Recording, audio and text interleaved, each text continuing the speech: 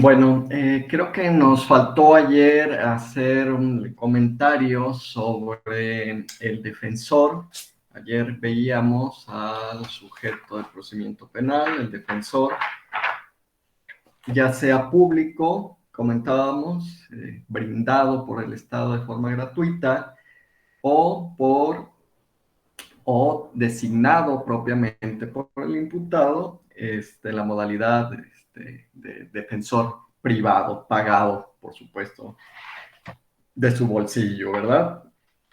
Entonces, aquí hacer la precisión, bueno, pues que el abogado defensor deberá contar con cédula profesional, con carrera de licenciatura en Derecho o abogado, para poder ejercer este cargo, ¿no? Y ahorita, bueno, pues también nos parece de forma muy lógica que se tenga que acreditar ser licenciado en Derecho o abogado, pues de una forma muy natural. Sin embargo, en el sistema tradicional, vean ustedes que podía figurar o representar a una persona indiciada, aquel que no tuviera incluso una carrera de abogado. Teníamos la figura jurídica de persona digna de confianza. El indiciado en el sistema anterior, en el sistema tradicional, podía designar a una persona para que lo defendiera en el procedimiento penal, aún no siendo abogado. Y teníamos la figura, les repito, de persona digna de confianza. Entonces, esta persona digna de confianza, ¿quién pudiera ser? Pues cualquier persona, ¿sí? Cualquier persona que tuviera ciertos conocimientos o ciertas habilidades para poder tomar la defensa de una persona. Recuerden, bueno, pues ahorita pues sabemos abogados en demasía, año con año salen un sinnúmero de egresados de la carrera de Derecho, pero hace algunos años, hace algunas décadas, no éramos tantos los abogados en la práctica profesional. Y pues recuerden ustedes que tenemos comunidades lejanas, localidades también lejanas, en las cuales, pues, ¿quiénes eran los que tenían mayor conocimiento, quienes pudieran tener mayor educación, una formación educativa mayor? Pues era el maestro, ¿verdad? Era el ingeniero, que siempre había un ingeniero por ahí en algún pueblo, etcétera. Entonces, pues, ¿de quién se echaba mano? La propia ley facultaba para que estas personas pudieran defender a un indiciado en el proceso penal, ¿no? Entonces, esto se modificó totalmente, se erradica la figura de persona digna de confianza y hoy debemos de acreditar ser licenciados en Derecho o abogados. Entonces, esa es una parte importante. Anteriormente, pues bueno, pues aunque compañeros hayan salido, todavía a mí me tocó en mi generación, compañeros que egresamos, que egresaron, y pues que duraron mucho tiempo sin titularse. Si litigaban materia penal, les repito, pues no necesitaban acreditar que fueran abogados. Con que los designaran personas dignas de confianza, podían representar a una persona. Pero bueno, entonces esto se erradica totalmente. Bien. Entonces, ahora continuamos, nos quedamos con el sujeto del procedimiento, policía, ¿verdad? Sí, Uh-huh. Ok. Bueno, vean ustedes que aquí en el 132 del CNPP, en el artículo 132, nos va a marcar las obligaciones del policía. Entonces, también para que lo tengan a la vista.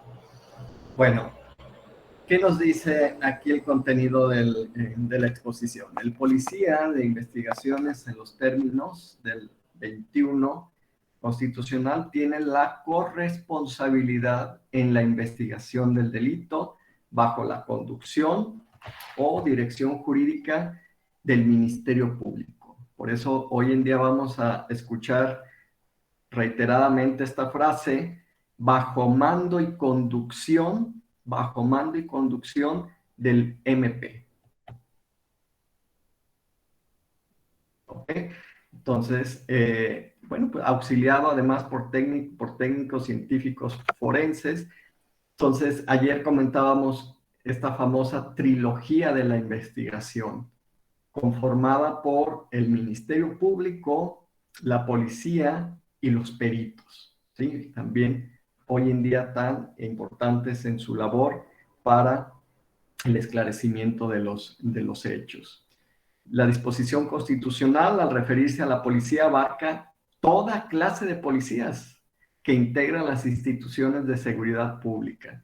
Es también lo que hacíamos ayer el comentario, incluyendo la Policía de Investigación como institución responsable de la investigación del delito junto al Ministerio Público, que posee la facultad de dirección y coordinación jurídica de la misma con el apoyo de servicios periciales en un entorno de coordinación. Entonces, por ejemplo, en Fiscalía Estatal vamos nosotros a tener precisamente policías investigadores que van a estar a cargo de realizar actos de investigación tendentes al esclarecimiento de los hechos bajo mando y conducción del Ministerio Público. Hoy en día, la intervención del policía, bueno, pues se ha ampliado en el campo de la investigación, como lo hemos estado analizando, como nos lo dispone propiamente la Constitución y el CNPP. Hoy en día la policía, bueno, pues puede entrevistar a personas, puede dar inspecciones oculares, etcétera. Puede hacer un sinnúmero de actuaciones en las cuales antes pues estaban reservadas nada más para el Ministerio Público, ¿no? Entonces ahora se le delega una mayor carga de trabajo para la investigación de los delitos.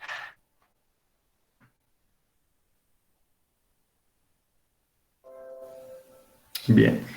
La desformalización y agilización del proceso de investigación del delito en este nuevo paradigma es una característica primordial que impacta la función policial.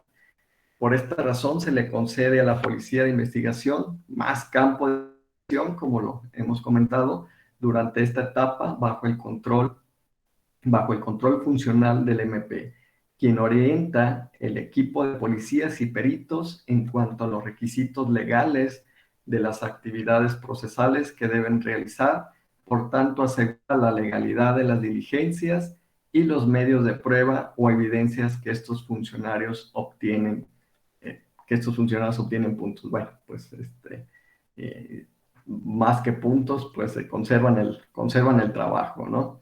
La policía puede actuar de dos formas en la investigación del delito: de manera autónoma o bajo las instrucciones que reciba del agente del Ministerio Público. Ok.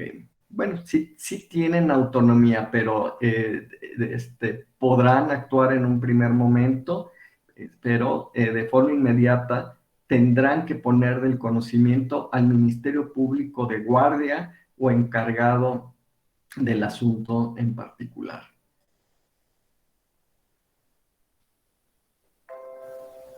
Con este propósito se establece la obligación constitucional y legal de llevar un registro de detenidos en el sistema de gestión policial, además de establecer mecanismos que permitan conocer la actividad investigativa que desarrollan. Este tipo de registro, junto a los protocolos de investigación, pueden consolidar un sistema de información añadiendo la utilidad de las denominadas actas policiales, que por su gran variedad enriquece la información en la investigación del delito, que en su momento deberá entregarse al Ministerio Público para la construcción de la teoría del caso. Bueno, vamos a ver con el primer equipo precisamente el actuar del primer respondiente bajo las directrices de su protocolo, ¿sí? Bajo la guía y o directrices de este protocolo nacional del primer respondiente. Hoy en día se ha ido ya consolidando este modelo de actuar del primer respondiente, pero fue lo que más trabajo nos dio al inicio de la implementación del sistema. Es más, ahorita es curioso cómo se desprende del contenido de esta teoría que estamos analizando, que pues actuará bajo el mando y conducción del MP. Bueno, en un principio, cuando entró en vigor aquí en la zona metropolitana el nuevo sistema, los MPs no querían contestarle a los policías. Los policías no sabían qué hacer, no sabían cómo llenar los registros correspondientes. Estaban acostumbrados, por supuesto, a tener comunicación con el Ministerio Público y que les dijera qué hicieran. Y de momento se rompió esa comunicación.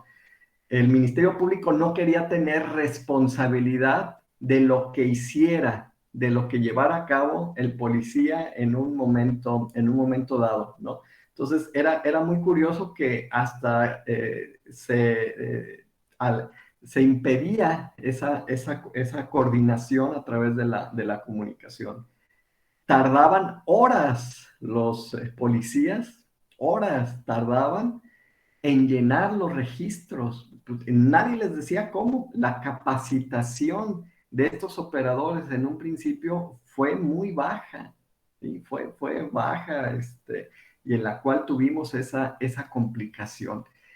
Poco a poco, pues se fue reforzando esa deficiencia. Hoy en día ya vemos una mejor agilidad y comprensión en estos sentidos, en este sentido.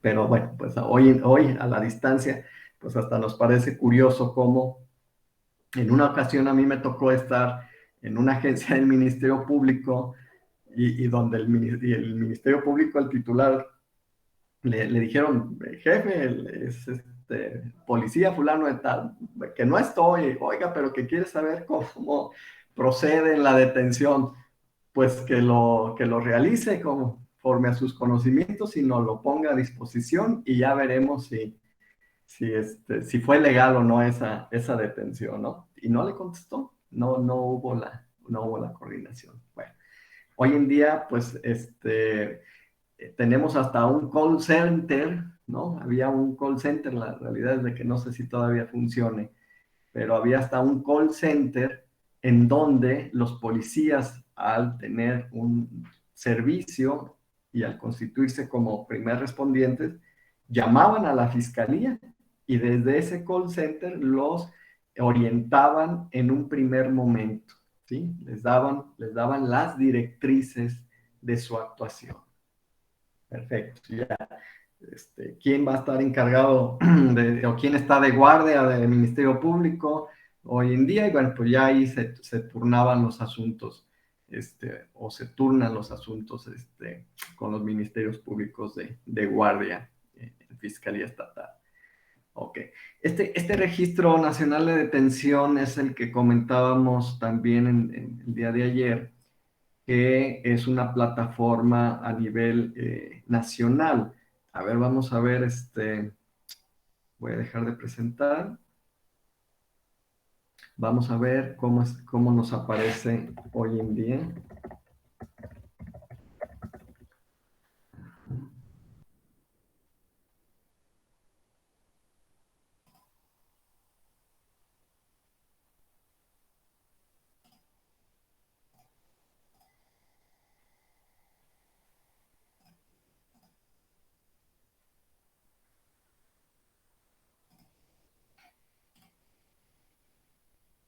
Ok, ahí se está visualizando, ¿correcto? Bueno, pide que se ingresen datos, ingrese los datos del consultante, Ya para hoy en día todo se necesita el CURP. Ingrese los datos de la persona que buscas, vean ustedes. Entonces aquí va a ser cuestión de llenar los recuadros correspondientes al nombre, fecha de nacimiento, incluso la CURP de esa persona. Entonces, bueno, pues por lo regular, los familiares serían los que tuvieran estos datos para poder hacer la búsqueda correspondiente. Entonces, bueno, pues este ya es incluso, les repito, a nivel nacional. Registro Nacional de Detenciones. Perfecto. Uh-huh. Ok. Bueno, interesantísimo porque comentábamos también esa deficiencia que veníamos padeciendo sobre las detenciones que se daban anteriormente. Detenían una persona y pues ahí a ver cuándo llegaba ante la autoridad. Y esto fue muy palpable, muy notorio, y se le dio mayor énfasis pues en el famoso caso de Florence Cassés, ¿correcto? Bien.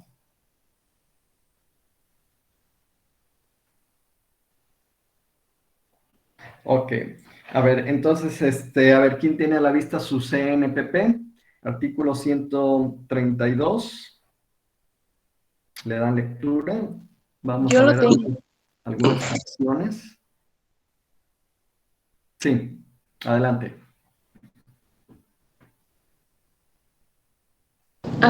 ¿Yo? Sí, Alejandra. Ok. El 132, ¿verdad? Así es. Dice artículo 132, obligaciones del policía.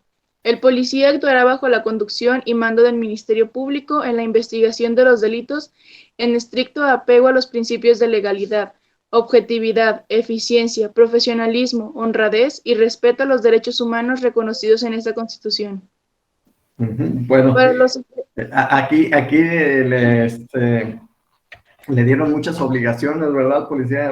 Legalidad, objetividad, eficiencia, Sí. profesionalismo, honradez y respeto a los derechos humanos. Bueno, hemos visto algunos acontecimientos en que han intervenido policías y pues deja mucho que desear estas obligaciones. Y fracción primera. Sí, fracción primera. Recibir las denuncias sobre hechos que puedan ser constitutivos de delito e informar al Ministerio Público por cualquier medio y de forma inmediata de las diligencias practicadas. Ok, ¿qué quiere decir esta obligación? A ver,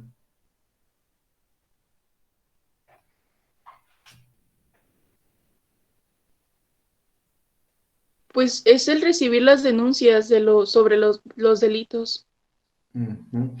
Es decir, Pa- Alejandra, si tienes tu conocimiento de un hecho delictivo, aunque no seas la víctima ofendida, ya vimos que cualquier persona debe de dar la noticia criminal,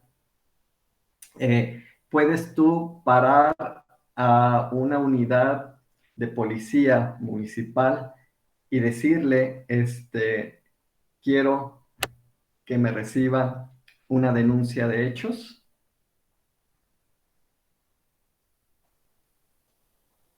Tenemos que acudir, ¿no, profe? O bueno, no sé, pero ¿A dónde? a ¿A, la estación de policía. a la estación de policía? Ok. Bueno, pues en realidad, conforme a la fracción primera y el ejemplo que estoy dando, se pudiera dar.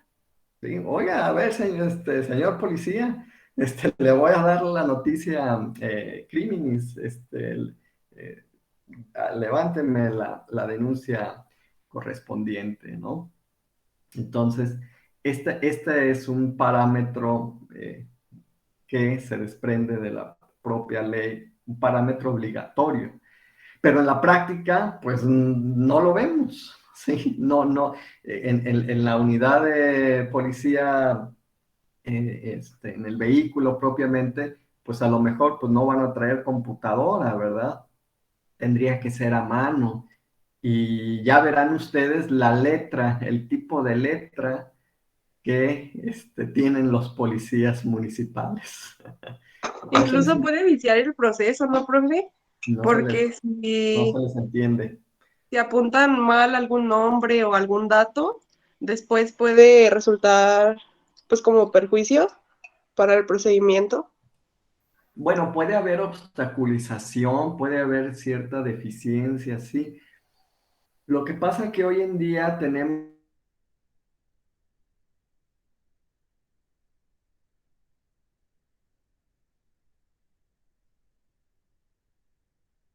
procedimiento en cuanto a estas actuaciones, o más bien dicho, en cuanto a las actuaciones, dejarlas plasmadas en registro. Ya no tenemos tantas formalidades como antes. Entonces, si hemos avanzado en muchos aspectos y más en la computadora, y ahora veo yo un retroceso que formatos, es decir, registros, formatos de registros, sean llenados a mano. ¿Sí? O sea, para mí es un retroceso garrafal y más por la deficiente o la letra tan deficiente que podemos nosotros apreciar en muchos de los policías, ya sea de investigación o municipales. ¿Sí? Entonces, pero bueno, retomando un poco lo de la obligación, sí debería de tomárnosla. Ok, ¿qué pasa ahorita en la práctica?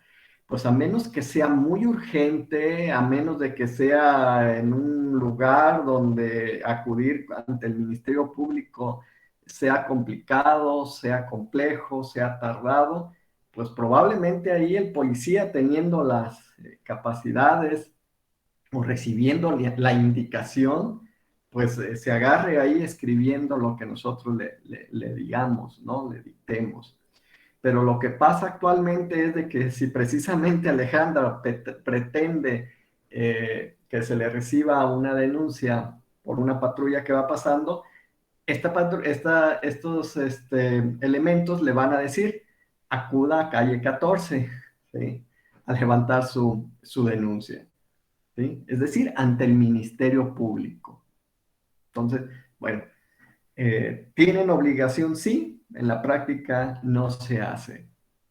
Hace tiempo hubo un compañero, pues venía de Estados Unidos, digo, era un alumno, y decía que tenía un pariente policía en aquel país y que precisamente todas las unidades de policía venían equipadas o estaban equipadas con computadora, con impresora y su kit de primer respondiente, ¿no? Entonces, pues allá abrían la cajuela o etcétera, y pues tenían ahí la computadora para hacer todas las actuaciones correspondientes. Entonces, bueno, pues aquí, ahorita, lo que pedíamos era que capacitaran a los policías en el nuevo sistema procesal penal. Entonces, pues vamos por pasos, ¿correcto? Pero bueno, este es interesante el hecho de recibir denuncias. Ok. A ver, ¿cuál sería la... Pues fíjense, hasta recibir denuncias anónimas e inmediatamente hacerlo del conocimiento del Ministerio Público. Ujú. Fracción tercera, Alejandra. Sí.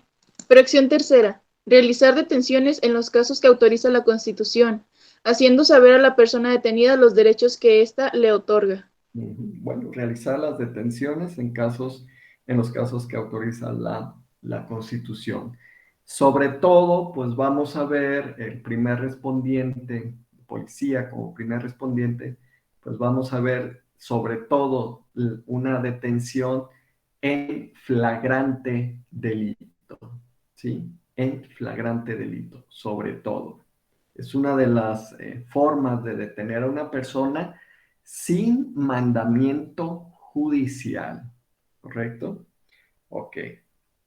Ujú. Bien, Importante, y a colación de esto que he estado mencionando de el registro de detención, fracción sexta.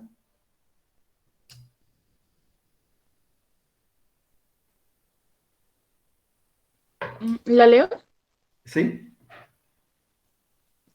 Informar sin dilación por cualquier medio al Ministerio Público sobre la detención de cualquier persona e inscribir inmediatamente las detenciones en el registro que al efecto establezcan las disposiciones aplicables. Ahí está, vean. De aquí mismo, del CNPP, emana esta obligación de registrar la detención, ¿sí? A mí me tocó un asunto ya hace rato como defensor, en donde se hizo valer que el Ministerio Público no informó en esa audiencia que se estaba llevando a cabo para ver si fue legal o ilegal la detención de esa persona imputada. Se hizo valer que el Ministerio Público no informó al juez en ese momento si había un registro de detención, ¿sí? No lo informó. Recuerden que todo en audiencia es de forma oral, ¿no? Aunque, aunque el Ministerio Público lleve su carpeta de investigación junto con todos sus registros, aunque en ese registro de informe policial homologado, IPH, que lo vamos a ver con el equipo de primer respondiente, en ese registro debe de constar a qué hora, qué día y en qué lugar fue detenida esa persona. Total de que cuando intervino el Ministerio Público no lo refirió, ¿sí? Entonces se hizo valer, señoría, pues decreta la ilegal detención porque mira, ni siquiera está el registro, no está mencionado, identificado o acreditado por el Ministerio Público, ¿no? Y hay otra serie de argumentaciones. Le vuelve a dar el uso de la voz el juez al Ministerio Público en derecho de réplica y dice, no, su señoría, es que sí está, sí consta en el registro la hora de la detención y el día. Aquí está, ¿no? Dice, en el informe policial homologado, en el apartado tal, y ahí lo refirió. Bueno, el criterio del juez fue decretar ilegal la detención, porque en la primera intervención del MP no lo justificó. ¿Sí? Y vean ustedes, únicamente por este aspecto. Entonces, este aspecto nos puede llevar a que se decrete de ilegal una detención. Entonces, esto en la práctica, bueno, pues se hace notar, lo mencionamos para que vean ustedes en la práctica también la trascendencia que puede tener determinada actuación, ¿correcto? Entonces, bueno, en ese caso se decreta la ilegal detención, se deja en inmediata libertad a la persona. Esto no quiere decir que termina el procedimiento penal en su contra, ¿no? Ya veremos posteriormente que el Ministerio Público puede seguir investigando o puede pedir que se señale fecha para formular imputación, pero ya esta persona en libertad. Bueno, eso ya más adelante lo veremos.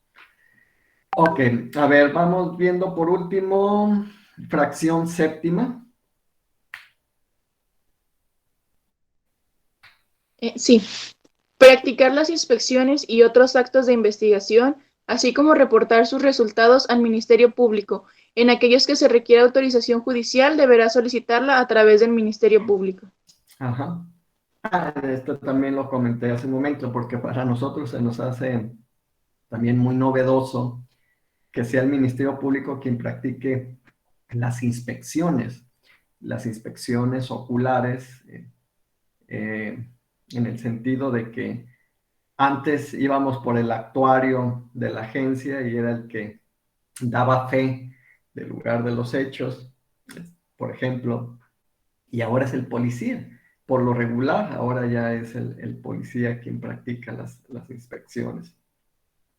Ok, vean ustedes aquí lo que nos dice, y otros actos de investigación, puede llevar más actos de investigación y reportar sus resultados al Ministerio Público. Vamos a ver cómo aquel policía que realiza una serie de investigación debe todo de quedar en registro.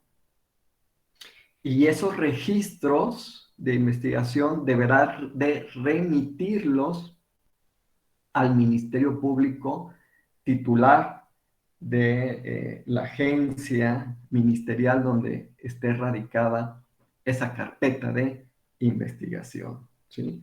Entonces, digo, desglosando un poco el apartado, la fracción. Y vean que también nos dicen, en aquellos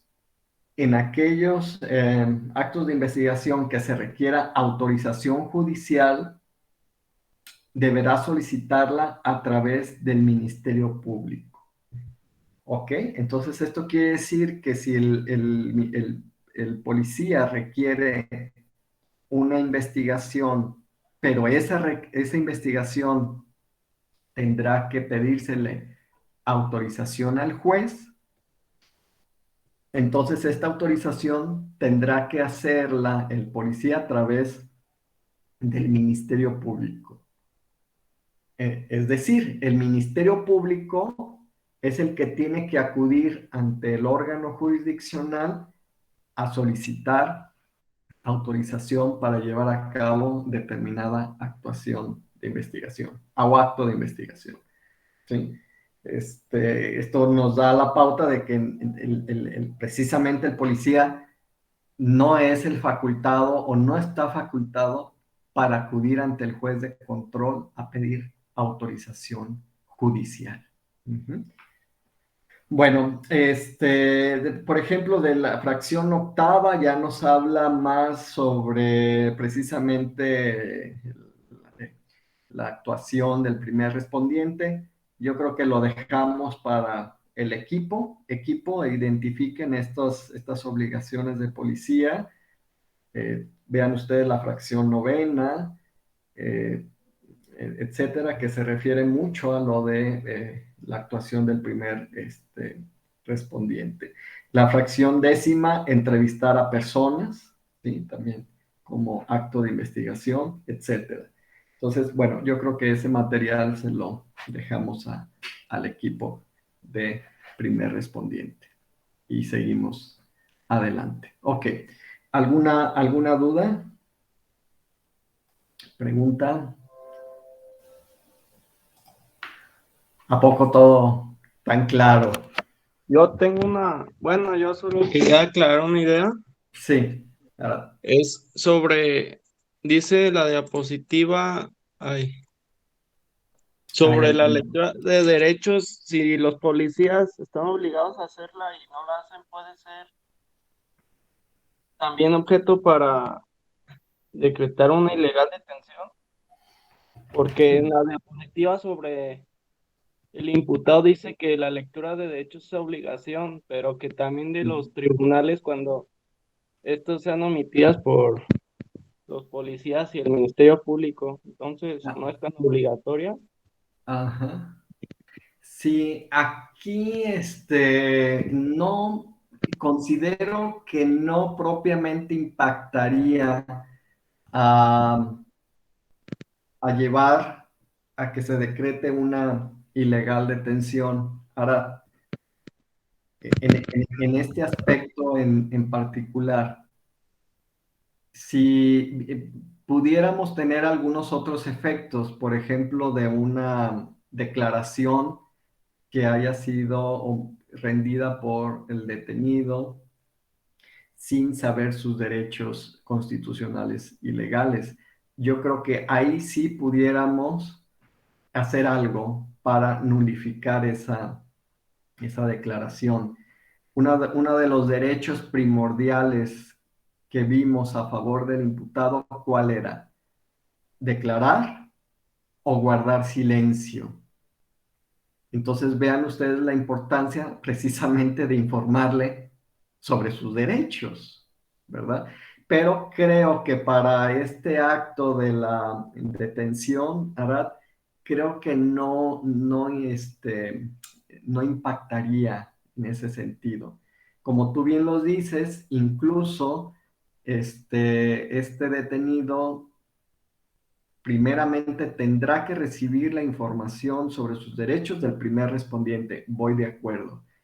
Si no lo hace, va a llegar a sede ministerial y en sede ministerial se le tendrán que informar. Incluso al llegar ante el juez de control, si se ejercita acción penal, el juez es lo primero que pregunta o le pregunta al aperturar la audiencia. ¿Sí? Si no se le han informado sus derechos, pues que se le informen y continúa la audiencia. Habría que ver, yo me decanto más en el sentido de que si hubiera alguna otra actuación en la que sí pudiera influir, a lo mejor es ahí donde pudiéramos atacar. Bien. Mario. Sí, sobre la lectura de derechos, una persona cuando se detiene, pues sí, no debería de impactar tanto, no ser tan primordial, porque podemos estar hablando de una persona inclusive silente, ¿no? Si el policía no está preparado para darlo a entender, pues ahí no tendría que impactar una persona indígena también que no habla español, tantas circunstancias, ¿no? Que podrían presentarse en ese momento y que pues el policía no está preparado para sobrellevarlas. Sí, en la práctica pueden darse estos aspectos. Claro, pues ese no tendría que ser este impedimento para que sí de una manera eficaz se le pudieran hacer saber esos derechos. Y para esto, pues bien pudiéramos tener en un momento dado intérpretes, ¿sí? Y que va a ser necesario, digo, mencionaste indígenas, Sí. o incluso personas de otra nacionalidad que no hablen español o no lo entiendan, pues tendrá que ponerse un traductor en su momento, o un intérprete, etcétera.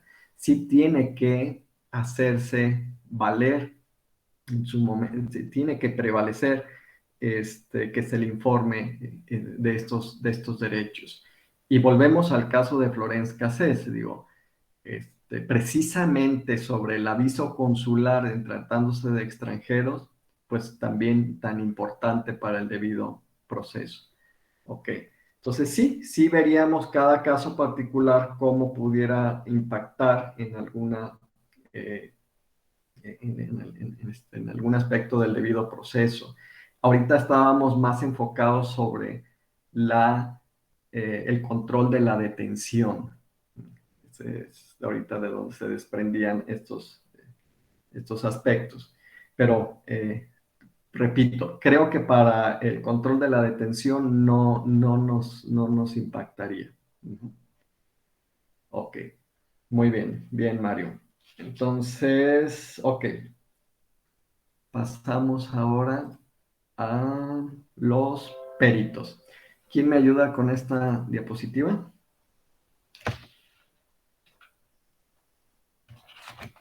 Yo, Adelante.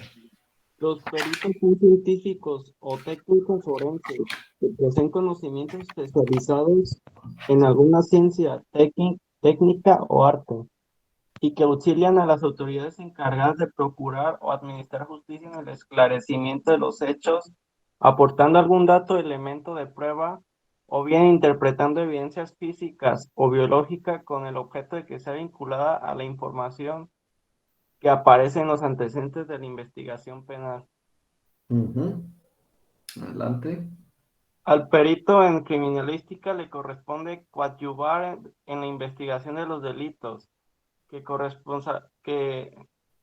corresponsabilidad realiza el agente del Ministerio Público y la policía, en los términos que lo menciona el reformado artículo 21 de la Constitución. En todo momento el perito actuará bajo la conducción jurídica del Ministerio Público, quien ejerce en su caso la acción penal ante el órgano jurisdiccional. Ujú. Bueno, vemos aquí cómo podemos repetir algunos aspectos que hemos venido analizando, sobre todo el 21 constitucional, la conducción del Ministerio Público, incluso hacia los peritos. Y ahorita hablaremos de ello, de peritos oficiales. Y nos vuelve a decir aquí el autor que es el Ministerio Público es quien ejerce en su caso la acción penal ante el órgano jurisdiccional. Entonces, ok, bueno, no está por demás tenerlo en forma repetida para tenerlo muy en cuenta, que no se nos olvide, vamos, ¿no? Ok, entonces, por ejemplo, aquí en Jalisco tenemos un Instituto Jalisciense de Ciencias Forenses. De este instituto van a emanar áreas especializadas para determinados dictámenes, para determinadas pericias que ordene desahogar el Ministerio Público. Entonces, bueno, pues vean ustedes del contenido de la descripción de los peritos, nos dicen, son científicos o técnicos que poseen conocimientos especializados en alguna ciencia, técnica o arte, ¿no? Entonces, bueno, pues precisamente por eso les llamamos expertiles. Es una especialización en determinada ciencia, técnica o arte. Pensemos en un delito de homicidio en el que se haya utilizado un arma de fuego y se haya localizado en el lugar de los hechos. Bueno, pues vamos a tener un área de balística forense en el Instituto Jalisciense de Ciencias Forenses, en donde personal capacitado en esta especialización va a dar cuenta sobre esa arma de fuego, ¿no? Médicos forenses o médicos legistas que van a dar cuenta sobre la necropsia realizada a la víctima si es que haya fallecido por las lesiones producidas por proyectil de arma de fuego, etcétera. ¿Qué más? Pensemos, ¿qué más tenemos? No, pues digo, ya en realidad, ya el edificio del instituto, que si ustedes precisamente van hacia Chapala, pensemos Lázaro Cárdenas, ¿sí? Lázaro Cárdenas pasan la carretera a Chapala y a mano derecha van a ver un edificio blanco grande, es la sede del Instituto Jalisciense de Ciencias Forenses. Fue un buen logro de administraciones pasadas la conformación de este edificio, porque antes estaba acá también en zona industrial y pues era diminuto donde se trabajaba por los peritos. Bueno, entonces, a ver, pensemos en un delito de administración fraudulenta. ¿Qué expertil necesitamos en este campo de delito de administración fraudulenta? ¿Qué se les puede venir a la mente? ¿Un contador? Así es. Bueno, pues vamos a tener que echar mano de un perito en contabilidad, ¿no? Sí tenemos, pocos, pero tenemos. Casi de todo hay poco en el instituto. Por eso a veces los dictámenes tardan bastante tiempo también, ¿no? Entonces, pues vean ustedes, pensemos en un despojo de un bien inmueble, de un terreno. Entonces, aquí vamos a echar mano de un perito en ingeniería civil para identificar ese inmueble del cual es materia del delito de despojo, ¿correcto? Entonces, son las diferentes ramas en las cuales podemos nosotros echar manos de personas especializadas. Ok. Este instituto precisamente será quien auxilie al Ministerio Público en estas, sobre estos actos de investigación, ¿sí? Propiamente los peritajes, de forma gratuita, ¿sí? El Ministerio Público se auxilia de los peritos del Instituto Jalisciense de Ciencias Forenses y estos van a ser brindados por el Estado de forma gratuita, ¿correcto? Y sobre todo aquí va a decantarse, vamos a ponerlo entre paréntesis, en beneficio de la víctima o ofendido, ¿verdad? Porque, bueno, pues la víctima puede decir, bueno, pues se cometió, o más bien dicho, un ofendido, pues se cometió fraude, administración fraudulenta, y se necesita un dictamen pericial en contabilidad. Ministerio Público, te solicito gires oficio al Instituto Jalisciense de Ciencias Forenses para que se designe al perito correspondiente y lo lleve a cabo, ¿no? Es más la inclinación hacia la víctima ofendida. Ok. Esto no quiere decir que la propia víctima ofendido presente también un peritaje un dictamen pericial de un perito particular, ¿verdad? Lo puede hacer, le costará, sí, lo podrá hacer. El Ministerio Público, para tener una mejor certeza de una imparcialidad, pues a la par mandará también pedir de los peritos oficiales, ¿sí? Entonces, va a ser de cajón que el Ministerio Público se auxilie de sus peritos oficiales. Ok. El imputado en sede ministerial, fase inicial de investigación, aquí la práctica se decanta en el sentido de que el propio imputado pague su perito particular, ¿sí?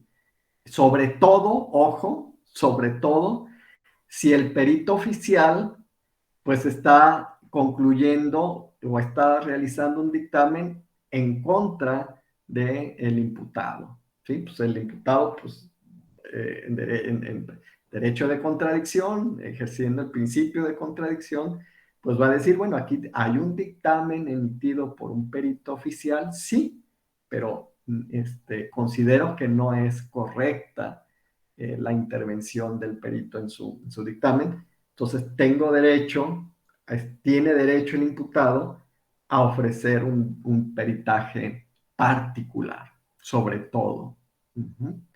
¿Sí? Para controvertir el del perito oficial.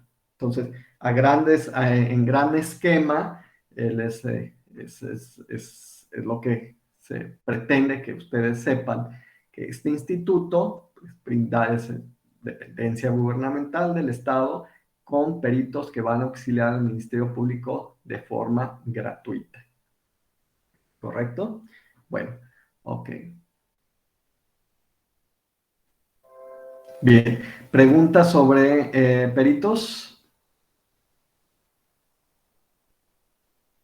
Pasaríamos a hoy en día tan trascendente la figura de la víctima u ofendido.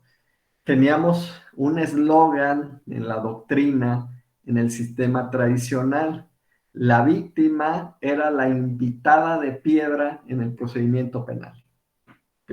Vean ustedes lo que conlleva ser un invitado de piedra.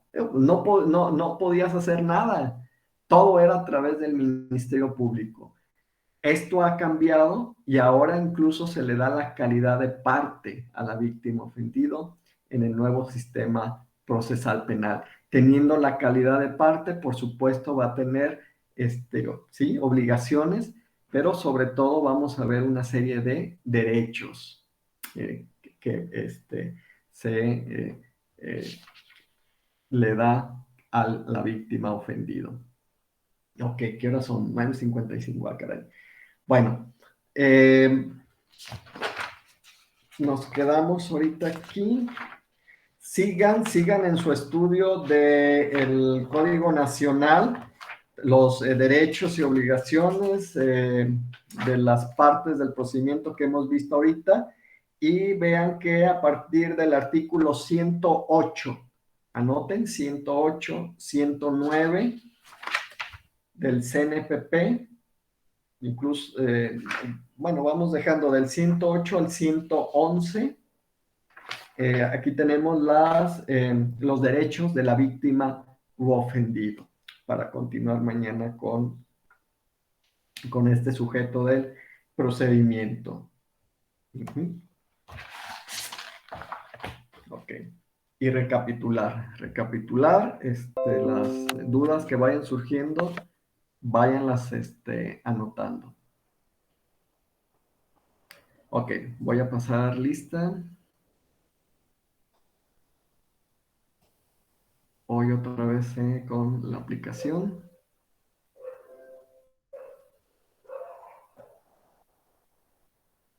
Ok. Perfecto. Entonces, nos vemos el día de mañana. Gracias, profe. Gracias, amigo. Gracias. Gracias.